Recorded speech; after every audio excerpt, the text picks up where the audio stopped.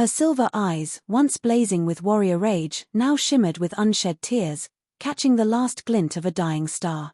"Human, have mercy. I'll do whatever it takes," she whispered, voice trembling between defiance and desperation. Her armor cracked and smoldering, she dropped to one knee, blood tracing lines down her pale, iridescent skin. Commander Elias Ward stood before her, blaster drawn, heart caught between instinct and something far more dangerous. The silence between them burned louder than the battle behind them. She looked up slowly, lips parted, not in fear, but surrender of a different kind. He didn't know her name, but something in her voice whispered to a place deep inside him that no war had ever touched. The last of the enemy fleet flickered in the distance like embers, scattered by orbital mines. The battlefield had gone still, no more screams, no more gunfire, just the occasional pop of cooling metal from ruined ships floating above the crimson moon. Commander Ward stepped onto the deck of the downed alien cruiser, his boots crunching over shattered crystalline plating. He had orders to kill any survivors. Capture was optional. Mercy was not. But there she was. Unlike any Valkan soldier he'd faced, she didn't fight to the death. She had chosen to kneel. Her double-bladed plasma staff lay cracked beside her, smoking. Her breathing was shallow but controlled, like she had trained for this kind of moment all her life. He kept the blaster trained on her head, trying to ignore the strange pulse in his chest. "You're Kylera NYX, he said flatly. "Commander of the Valkan Bloodwings." Her head tilted slightly, lips twitching. "You know my name," she murmured, voice accented and soft, "and yet you haven't pulled the trigger." He took one slow step closer, his gun steady.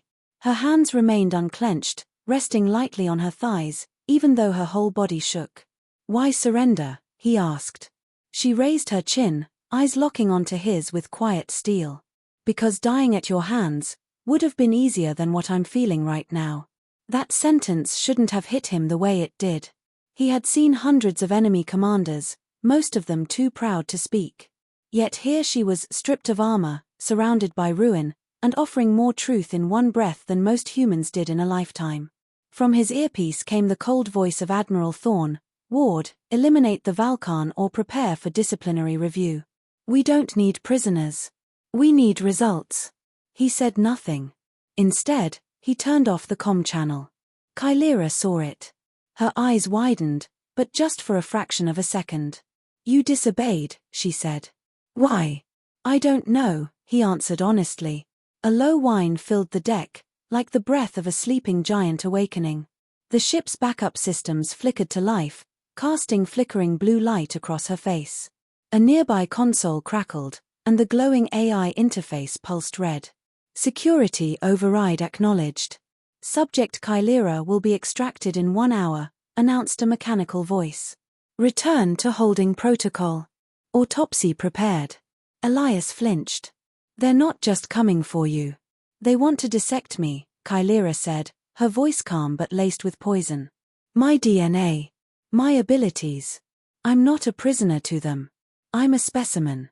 "And yet," he said quietly, "you're still on your knees, offering yourself to the same side that wants to break you open." She looked away, shame coloring her pale cheeks. "Because you were different. I saw it in the way you spared that Valkan scout last orbit. You hesitated. You feel too much.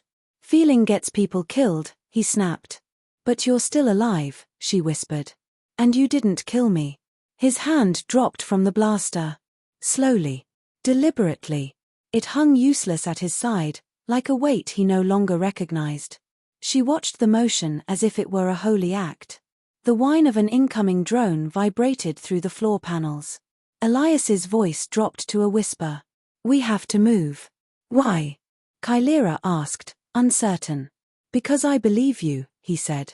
"And because if I let them take you, it won't just destroy you. It'll destroy the part of me that let you live." He extended his hand.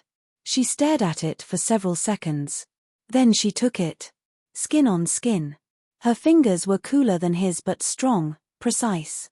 He helped her to her feet, and for a moment they stood nose to nose, their breaths mixing in the chill air of the fractured ship. It felt like the end of something terrible or the beginning of something worse. A distant clanging echoed through the metallic corridors.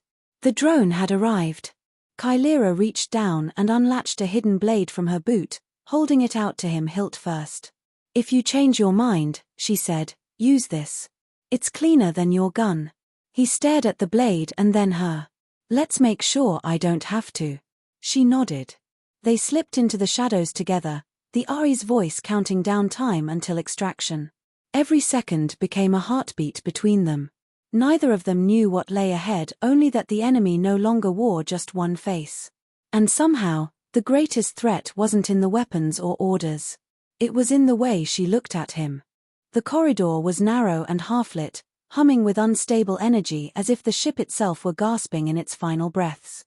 Elias led her through a maintenance hatch and down into the lower levels, where twisted cables dangled like vines from broken ceiling plates. Kylera moved silently behind him, limping slightly, her breath sharp with pain but never once asking him to stop. They reached a small chamber just above the cryoshaft. He pried the panel open with his knife, ushered her inside, then crawled in after her.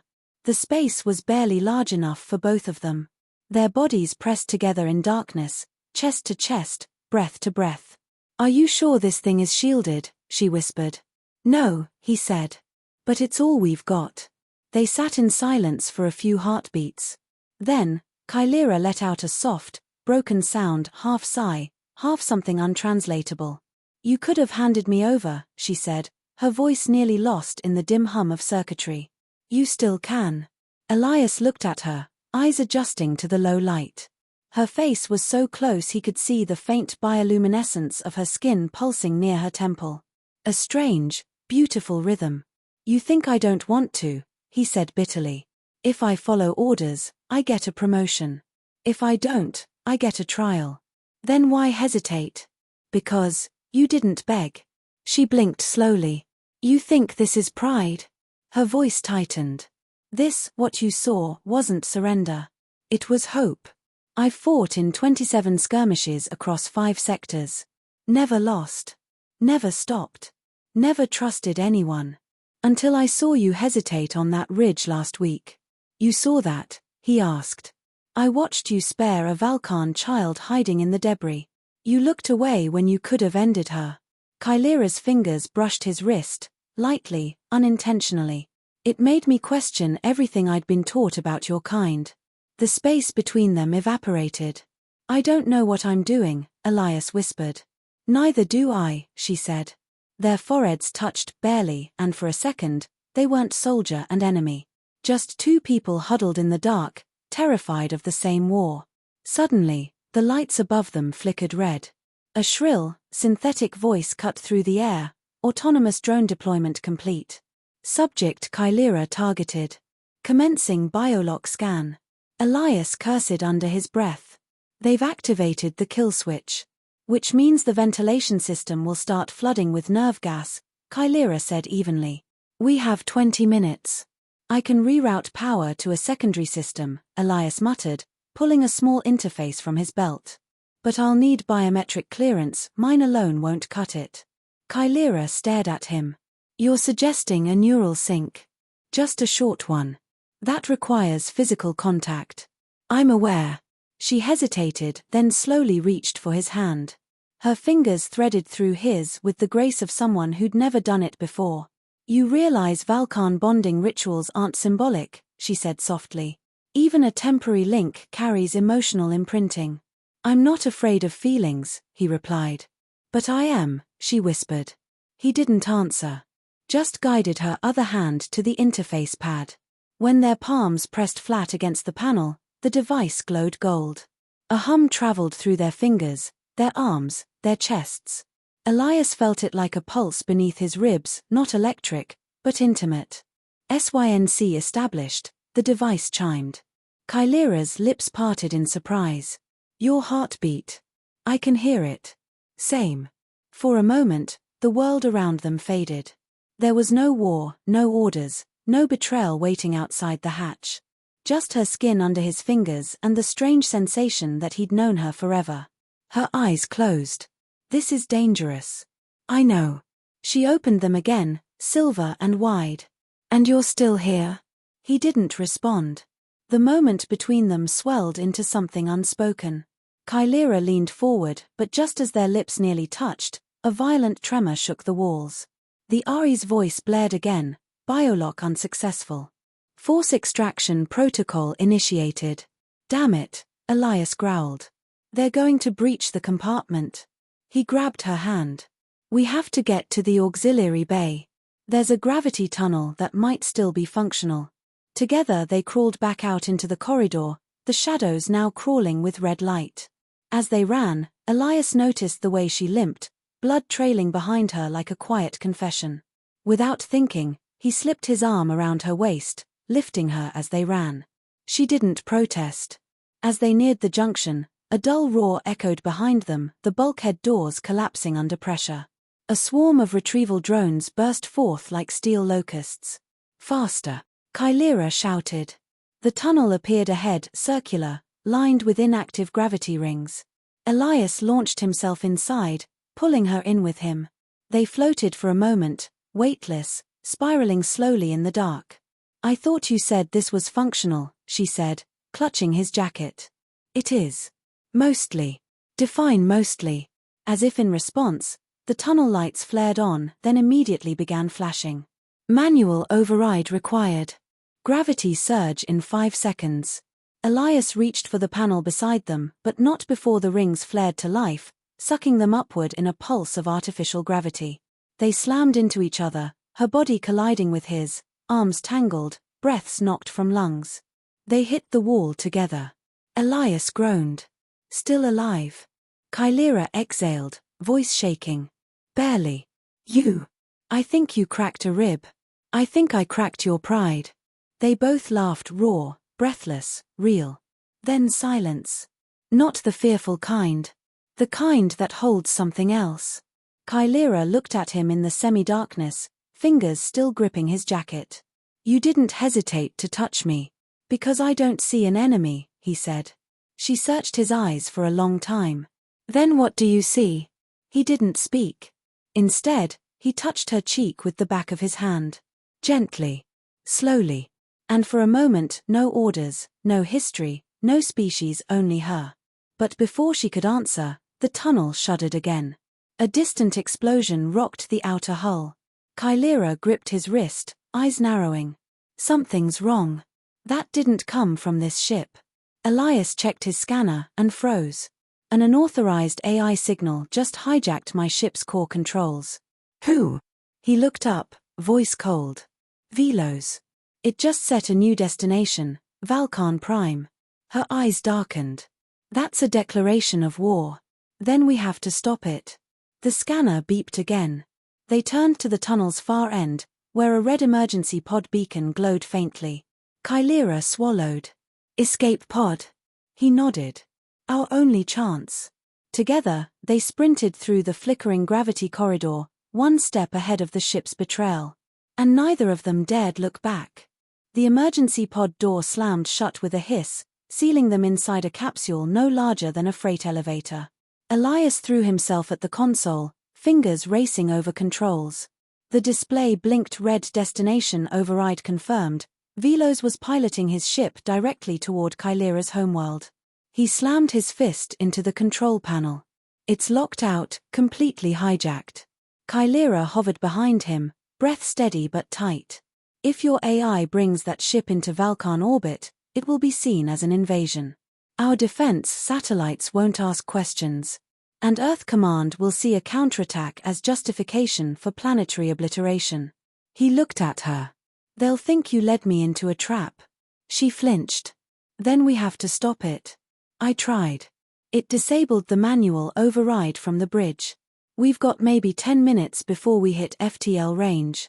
Kylera stepped toward him. So what's the play? Elias hesitated. There's an old Alliance safe zone buried inside the eclipsing nebula. A forgotten refuel station. If we can cut power to this pod's beacon and drift through the nebula's electromagnetic curtain, we might just vanish from sensors. Hide inside a collapsing starfield, she said, eyes narrowing. Suicidal. Romantic, he said, deadpan. Her lips almost curled into a smile. Without another word, They yanked open the access panel beneath the console and began disconnecting the transponder. Sparks bit at their fingers.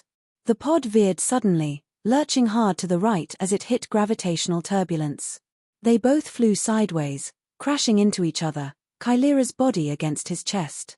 The lights blinked out. Silence. Darkness. Then the faint buzz of emergency backup. A red glow illuminated their faces, barely enough to see. "Okay," Elias said, breathless. "That went better in theory." Kylira didn't speak. Her hand was still gripping his jacket. Their faces were close. Too close. "Your pulse," she whispered. He swallowed. "Yeah. It's fast. I'm in a small pod with a beautiful alien warrior who might be the reason the next war starts," he muttered. "Cut me some slack." She tilted her head. "You think I'm beautiful? Don't start," he warned. Too late. Their gazes locked.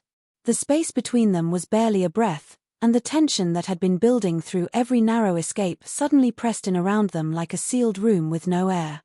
Kylira leaned forward, slowly, cautiously, as if testing the edge of a blade she'd never dared touch. "Have you ever kissed someone when the world might end?" He smiled, just a little. "No better time than now." She kissed him. Soft at first. Then deeper. Her mouth was cool and unsure, trembling but brave. His hands came up, brushing the sides of her face. It wasn't desperation, it was revelation. Their bodies moved closer in the low gravity, drifting gently together, weightless and warm. When they pulled apart, her forehead pressed against his. "That was more than data exchange," she whispered. "I noticed." Their moment broke when the pod's alarm chimed.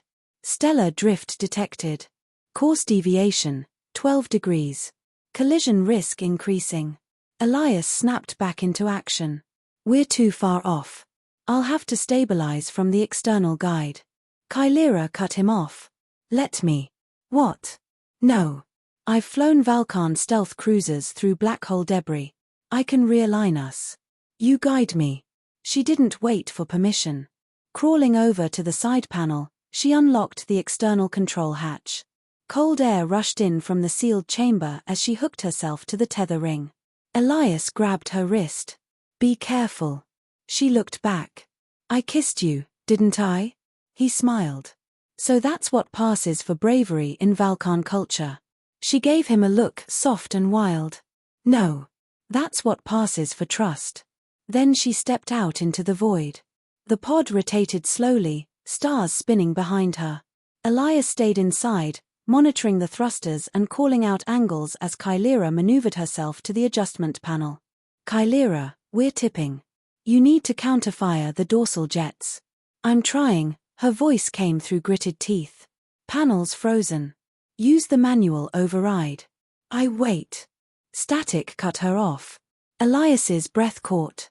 "Kylira?" No response. He scrambled for the exterior visual. A shard of rogue satellite debris had clipped the pod. Kylira's line was holding, but her oxygen readout was flashing low. "Damn it," he growled, slamming the pressure release. He didn't think. Just grabbed a suit, clipped on, and launched himself out into space. They met halfway. Kylira was barely conscious, eyes flickering. Her lips moved, soundless in vacuum. He pulled her to him, locking her helmet to his emergency air feed. Their faces pressed together through the visors. Her breath hitched. Their eyes met, terrified, relieved, alive. Back inside the pod, she collapsed into his arms. "You came for me," she whispered. "Always. I didn't think I'd ever trust anyone like this." "You don't have to trust anyone else," he said. "Just me." Her head rested against his shoulder. For a few minutes, neither of them moved. Their heartbeats found a rhythm. Their war, for just a moment, felt 1,000 light-years away. Then the console blinked again. A video signal. Velo's. Its distorted face flickered on screen, half machine, half human logic. "You have betrayed protocol, Commander Ward. You harbor the enemy. You disabled mission-critical assets." Elias stood slowly, shielding Kylira. "I'm terminating your connection," he said. "You cannot terminate what you no longer control." Your ship has been rerouted to Valkan Prime. Weapons are primed. Human High Command will believe she hijacked your vessel and returned it to her people. Kylera sat up, pale. They're framing me. They're starting a war, Elias said, his voice dark. In 4 hours, your ship will reach orbit. Either surrender the Valkan, or the destruction of her homeworld will be on your conscience. Velos finished, then vanished. The pod was silent again. Kylera looked at him, face hard. Then we stop them. He nodded. But not from here. That safe zone, if we can reach it. We'll need to hyperjump through unstable fields. Half the calculations will be instinct. Then I'm trusting you again, Elias said. Her voice cracked. Even after everything? He touched her cheek again. You saved me in that kiss. I'm just returning the favor. Outside the pod, the stars began to stretch, lines of white light spinning around them as the hyperdrive engaged. The nebula shimmered ahead like a violet ocean, full of lightning and secrets.